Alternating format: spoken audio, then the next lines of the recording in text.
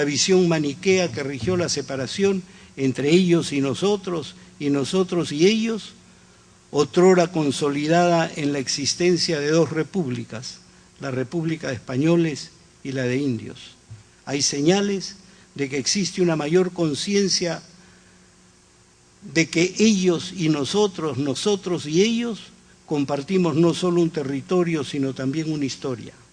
La fuerte presencia de lo andino en las últimas décadas, los cambios en la economía y en el acceso al mercado, así como la descentralización, todas ellas con sus luces y sus sombras, han logrado destruir en parte importante el cerco al que aludía Arguedas. Pero sin embargo, aquí y allá hay datos que la polarización electoral acaba de sacar a flote, que parecieran dar testimonio de que los peruanos son solo virtualmente iguales, porque todavía existen remanentes del racismo interiorizado que durante tanto tiempo conspiraron contra la construcción de un nosotros incluyente. Todo esto, toda esta exclusión, todo este cerco, produce serias y severas injurias narcisistas. José María Arguedas sin duda la sufrió. Y quien la sufre se siente excluido, y quien se siente excluido la sufre.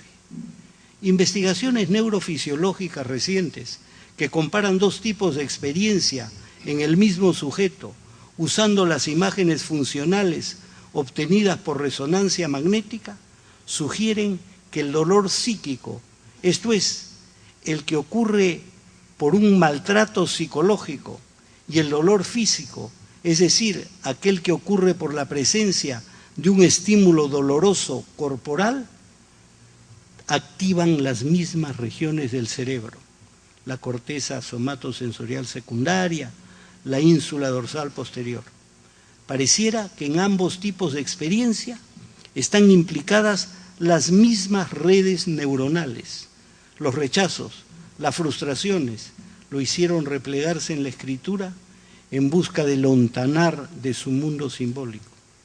Las críticas por sus vacilaciones ideológicas las habría sentido como las puede sentir el danzac, quien después de haber bailado maravillosamente se le cuestiona que use zapatillas deportivas, ignorando que él ya se ha apropiado de ellas llamándolas zapatillac.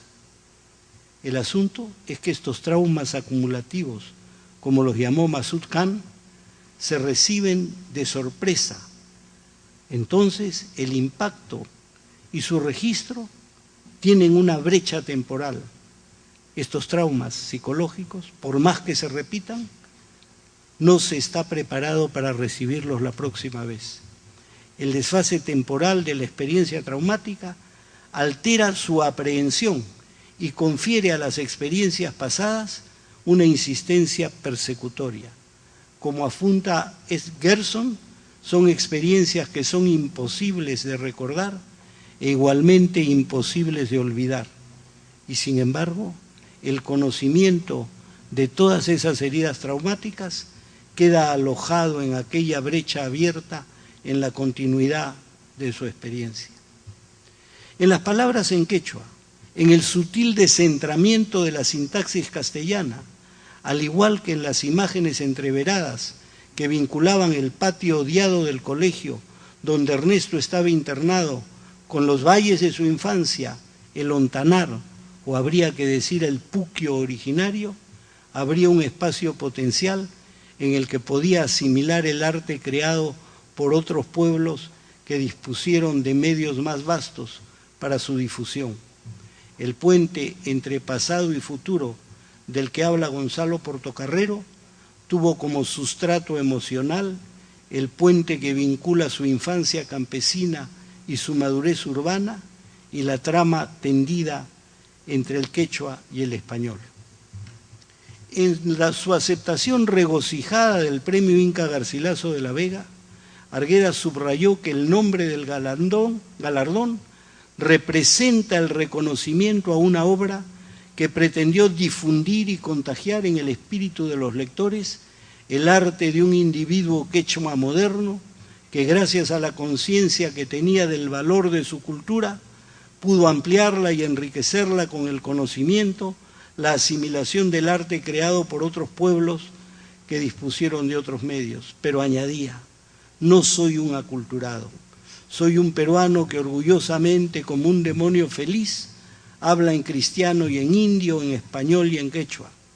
Y resaltó lo siguiente: en técnica nos superarán y dominarán, no sabemos hasta qué tiempos, pero en arte podemos ya obligarlos a que aprendan de nosotros y lo podemos hacer incluso sin movernos de aquí mismo.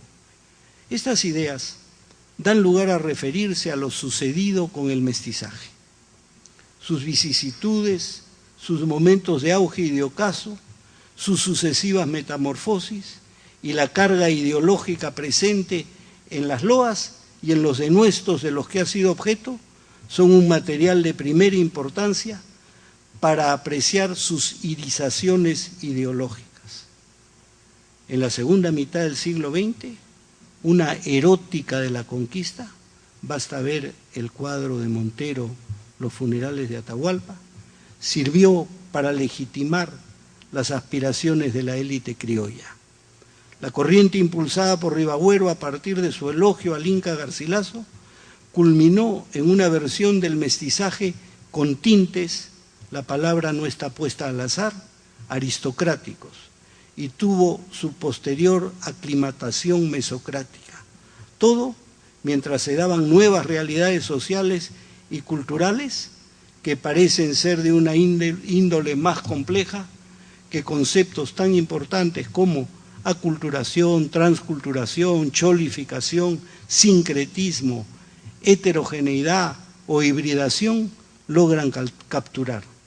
En cuanto a la idea misma de mestizaje, si la polémica del indigenismo y sus reverberaciones la pusieron en cuestión, al poner en relieve que la idea misma de mestizaje contenía y mantenía una connotación colonial y que además eclipsaba las identificaciones y fronteras étnicas que los diversos grupos han ido instituyendo a lo largo de la historia, el conflicto armado interno la hizo estallar.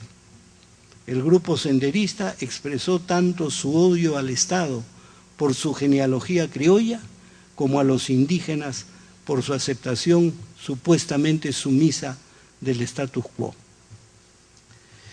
El título del ensayo de Roland Forbes, Del pensamiento dialéctico al pensamiento trágico, señala una tarea que José María Arguedas puso en agenda.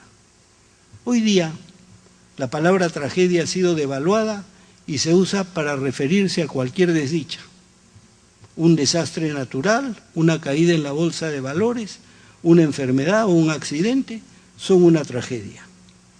Se olvida que el nacimiento de la tragedia había coincidido con la aparición de aquello que el mundo occidental denomina filosofía y ciencia y que cobró forma definitiva cuando, apenas terminada la monarquía, la sociedad ateniense estableció las bases de la democracia, con las que consagraron ellos su rechazo al despotismo. Se olvida también que la tragedia era un rito colectivo de la polis, tanto que se celebraba en un espacio consagrado, en cuyo centro se hallaba el altar del dios. El teatro era el lugar en el que convergían los sedimentos del antiguo patrimonio oral recogido por los rápsodas y la novedad de la gran creación literaria. La tragedia era la traslación dramática de los temas que afectaban profundamente a la Atenas democrática. En esta Atenas democrática los espectadores veían al personaje prestigioso y feliz como un igual que cae arrastrado por el sino trágico como consecuencia de algún yerro y no por su bajeza o su maldad. De ahí que la tragedia, imitación de una acción noble y esforzada, según la clásica definición de Aristóteles, hiciese posible la catarsis emocional y mental por medio de la piedad y el terror. La audiencia se identificaba emocionalmente con el héroe trágico a la vez que condenaba su desmesura. Tal empatía les permitía sentir terror por los excesos y piedad por la desventura, y se purificaban de tales pasiones por vía de la catarsis. La recuperación de la tragedia por los europeos coincidió, sin embargo, con el de la sugestión de culturas y pueblos a su imperio. En la periferia de la modernidad, que en su momento alumbraría la Ilustración, estuvo marcada por una violencia deshumanizante. De ahí que la conquista, un evento en que esta violencia ocupó un lugar dominante y que fue la clarinada de una radical transformación en el llamado Nuevo Mundo, y también sus efectos nunca fueron puestos en una perspectiva trágica. La división y la desigualdad generadas no permitieron que el acontecimiento alcanzase aquella coherencia emocional que podría haber permitido que la vasta audiencia de la sociedad peruana la considerara como una verdadera tragedia. Había dicho que todo esto está hilvanado en una nota personal.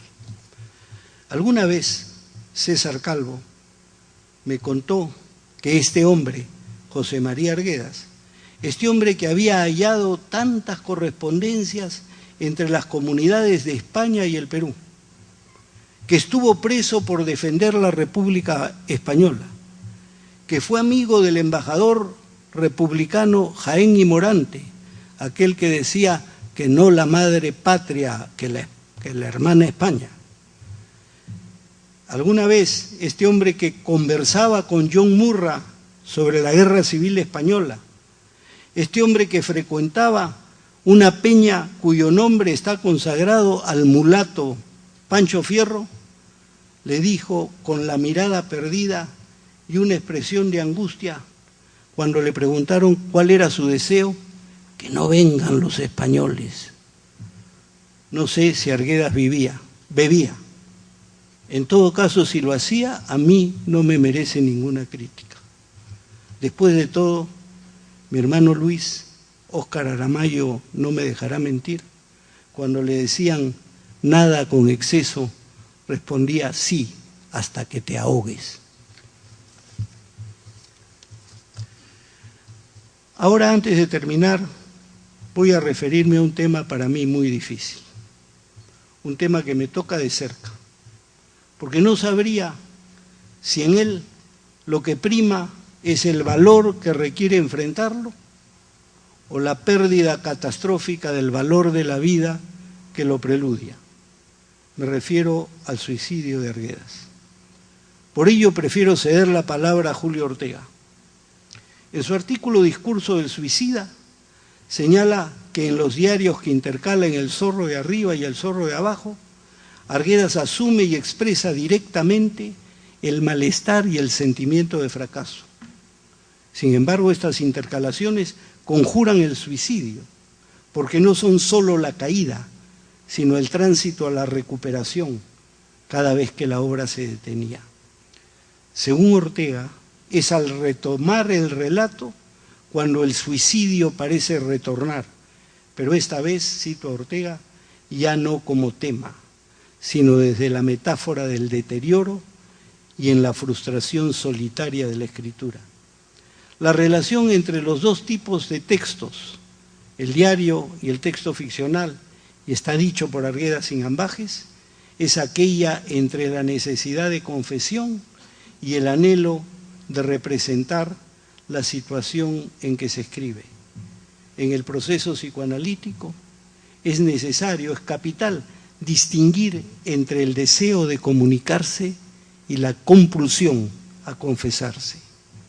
Según Ortega, mientras la obra conduce al desenlace trágico, los diarios recuperan la energía y aplazan el final, hasta cierto punto, como lo sabemos.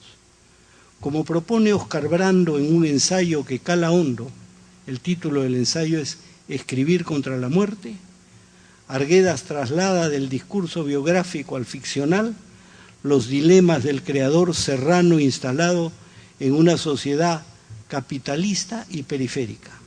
Cierto, pero también es cierto que el periplo que lo lleva a Chimbote, donde el olor de la retama parece quedar ahogado por el hedor que emana de las fábricas de harina de pescado trae consigo una nostalgia